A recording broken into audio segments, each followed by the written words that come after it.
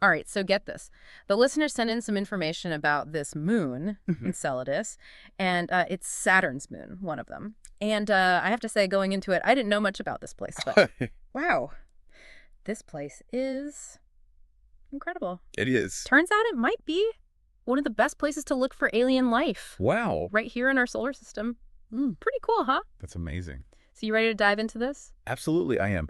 Enceladus really challenges our ideas about, where we think life might exist. So Enceladus, for anyone listening who maybe needs just a quick refresher, Sure. Enceladus is one of Saturn's many moons, but it was pretty much just a dot on the map until the early 2000s Right. when NASA's Cassini spacecraft showed up. Yeah. And then things got wild. Things got really interesting.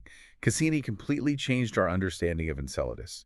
It spotted these massive geysers erupting from the South Pole, shooting these plumes of water vapor hundreds of kilometers into space. Okay, wait, hold up. Geysers on an ice moon. Yeah. What could possibly be powering those? Yeah, that's a million-dollar question, isn't it?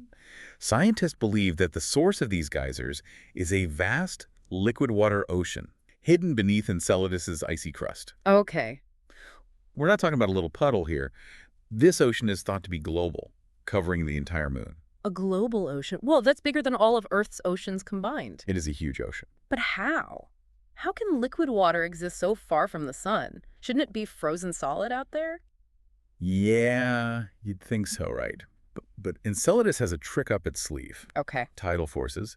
It's locked in this gravitational dance with Saturn, and this creates friction inside the moon, generating enough heat to keep that subsurface ocean liquid. I see. It's like a cosmic hot water bottle. So picture this.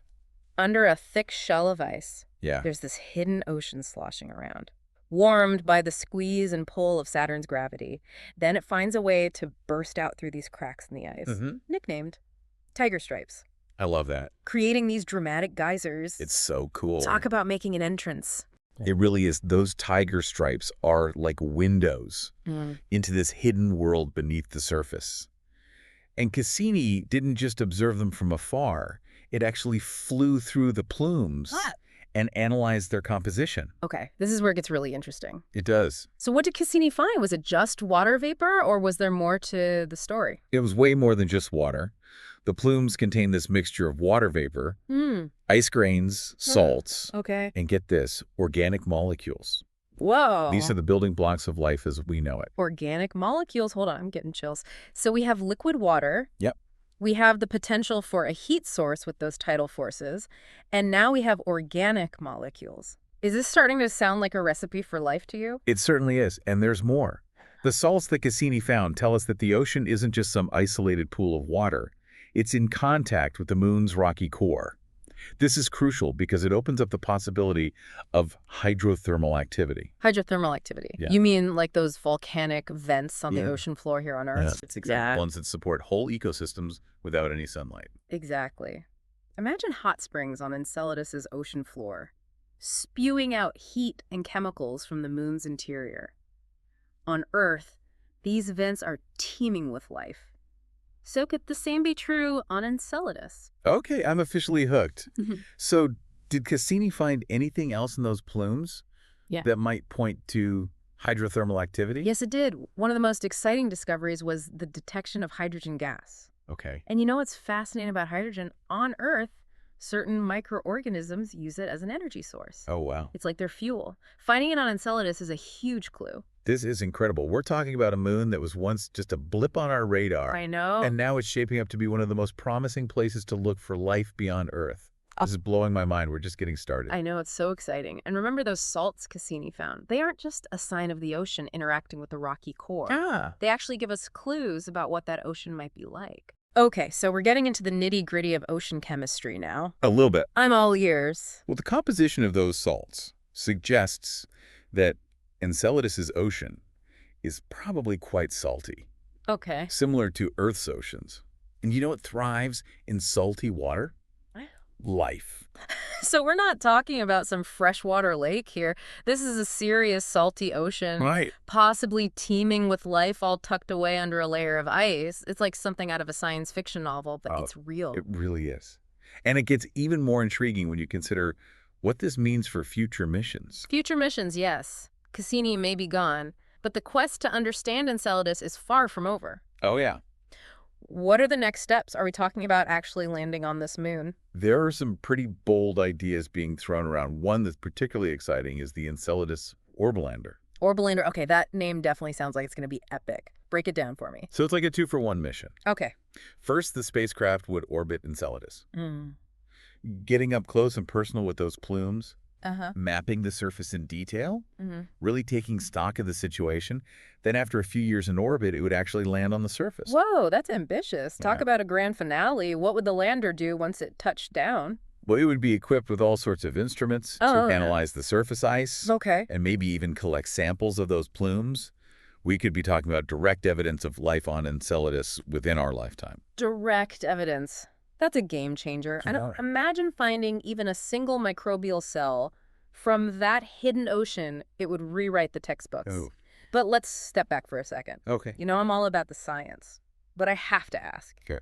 What would it actually mean for humanity to find life on Enceladus? What would the implications be? That's the ultimate question, isn't Yeah. it? It would be one of the most profound discoveries in human history. Mm-hmm. It would mean that we're not alone in the universe, that life isn't just some fluke that happened on Earth, Mm. that it can arise in other parts of our solar system and potentially throughout the galaxy. It would change everything. It would make us rethink our entire place in the cosmos. We wouldn't just be inhabitants of Earth anymore. We'd be citizens of a living universe. Exactly. And think about the possibilities for research and exploration. Yeah. We could study these extraterrestrial organisms, Mm. learn how they evolved, how they survive in such extreme environments. We could even start to imagine what other forms of life might exist out there in the vastness of space. Okay. I'm getting goosebumps just thinking about it. The possibilities are truly endless. Oh, you are. But even if we don't find life on Enceladus, the knowledge we gain from studying this moon will be invaluable. Oh, absolutely. It will help us understand the potential for life elsewhere and refine our understanding of what makes a planet or moon habitable in the first place. Absolutely. Enceladus is like a natural laboratory for astrobiology.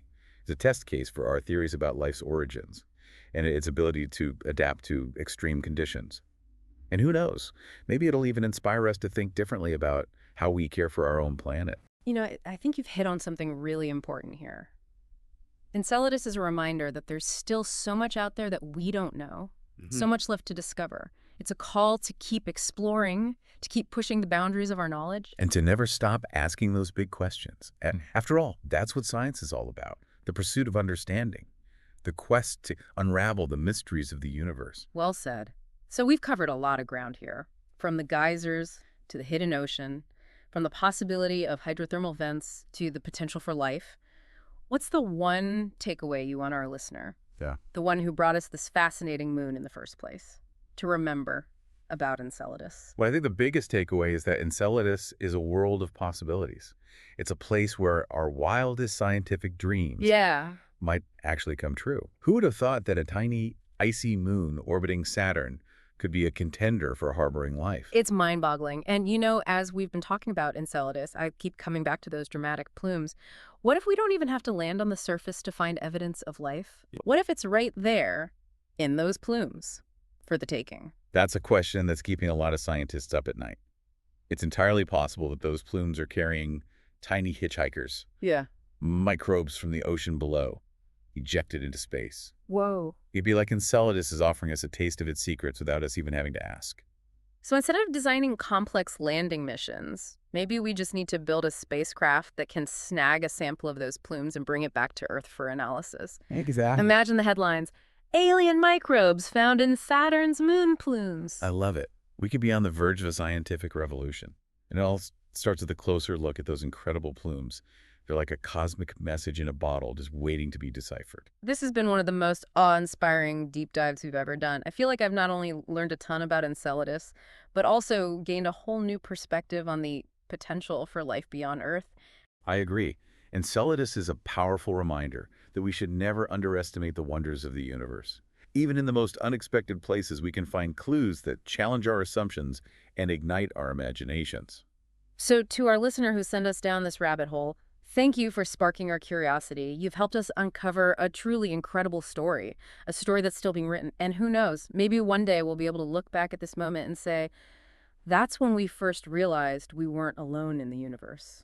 Would have thought. It gives me chills just thinking about it. And that's the beauty of exploration, isn't it? Yeah. It's about pushing the boundaries of what we know, embracing the unknown, and always being open to the possibility of the extraordinary. Thanks for joining us on this incredible journey to Enceladus, a hidden ocean of possibilities.